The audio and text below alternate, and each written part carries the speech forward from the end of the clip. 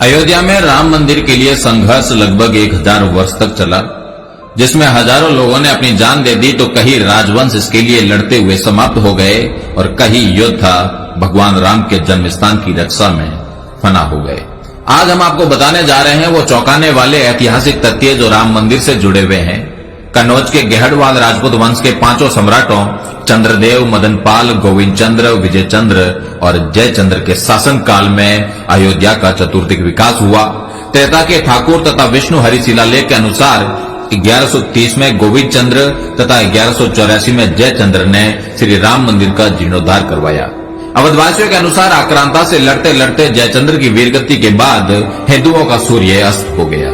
देश में विदेशी आक्रांताओं का दौर बढ़ने लगा और भारत पर हो रहे आक्रमणों की इस कड़ी में खानवा के युद्ध के बाद महाराणा सांगा की मृत्यु तथा चंदेरी में मेदिनी राज पर बिहार की वीरगति के बाद बाबर ने अवध पर विजय के लिए मीराबाकी को सेनापति बनाया।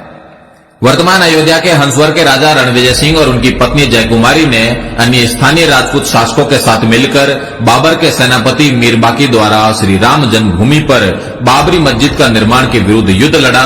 लगभग 15 दिन तक जन्मभूमि परिसर रणविजय सिंह के नियंत्रण में रही, किंतु अंततः युद्ध में सभी वीरगति को प्राप्त हो गए। मीरबाकी ने 1528 में मंदिर तोड़कर बाबरी मस्जिद का निर्माण करवा दिया। 1678 से 1707 में औरंगजेब के समय पर राजेपुर के ठाकुर गजराज सिंह, सिसिंडा के कुंवर गोपाल सिंह, ठाकुर जगदम्बा सिंह, बाबा केशवदास और हजारों राजपूतों ने राम जन्मभूमि के लिए दर्जनों लड़ाइयां लड़ी।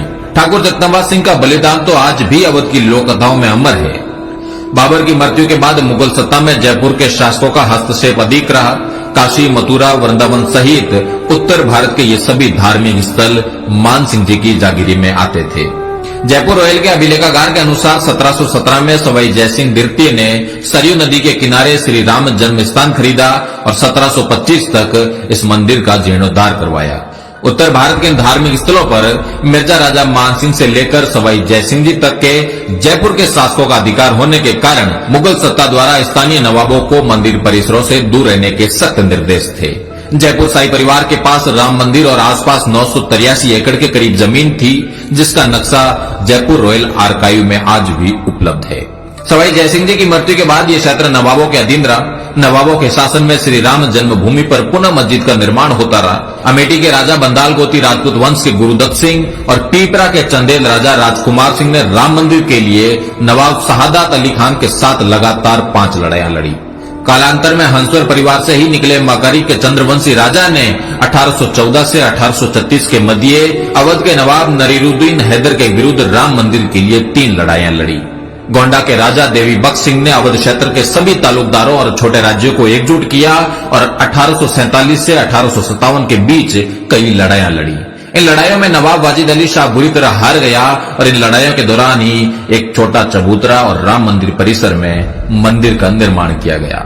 जन्मभूमि स्थल पर चबूतरे के निर्माण के बाद अमेठी के एक मौलवी अमीर अली द्वारा एक टुकड़ी रवाना की गई, जिसे भीटी के राजकुमार जयदत्त सिंह ने रोनाई गांव के पास रोक दिया और वहां पर एक लंबी लड़ाई हुई, जिसमें कई राजपूत सैन्य दल लड़ते हुए वीर गति को प्राप्त हो गए। 1857 की क्रांति के बाद ब्रिटिश सरकार ने मंदिर परिसर पर भविष्य में विकास कार्यों पर रोक लगा दी। देश आजाद हो गया, किंतु 1000 वर्षों तक चल रहे संघर्ष ने विराम नहीं लिया। राम मंदिर आंदोलन के जनक मेवाड़ के वीरम देवोत राणावत महंत दिग्विजय नाथ जी ने इस आंदोलन को संगठनात्मक स्वरूप दिया और 1969 में अपनी समाधि से पूर्व तक अनवरत इस काम में कार्यरत रहे। उत्तर प्रदेश के तत्कालीन मुख्यमंत्री वीर बहादुर सिंह रघुवंशी ने 1 फरवरी 1986 में पहली बार राम मंदिर के ताले खुलवाए। 1949 में केंद्र तथा राज्य सरकार पर विवादित ढांचे से प्रभु श्री राम की मूर्ति हटाने का दबाव था।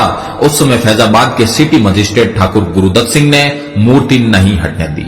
फलस्वरूप उन्हें अपनी नौकरी से हाथ धोना पड़ा। निर्मोही अखाड़े के संतों के बाद शायद अशोक सिंघल पहले प्रमुख हिंदू नेता है जिन्होंने स्वीकार किया कि ठाकुर गुरुदत्त सिंह के योगदान ने राम जन्मभूमि के इतिहास की दिशा बदल दी और राम जन्मभूमि पर नियंत्रण के लिए हिंदू संघर्ष की समय रेखा में एक मील का पत्थर स्थापित किया। विवादित ढांचा गिराया गया और आज हम देखते हैं कि महंत दिग्विजय नाथ जी की भावी पीढ़ी योगी आदित्यनाथ जी के तप परिश्रम के फलस्वरूप प्रभु श्री राम के मंदिर की प्राण प्रतिष्ठा होने जा रही है। लगभग 1 सहस्त्र वर्ष के क्षत्रियों के संघर्ष के बाद आज क्षत्रियों को कौन सा स्थान प्राप्त है, इसका आप स्वयं मूल्यांकन करें।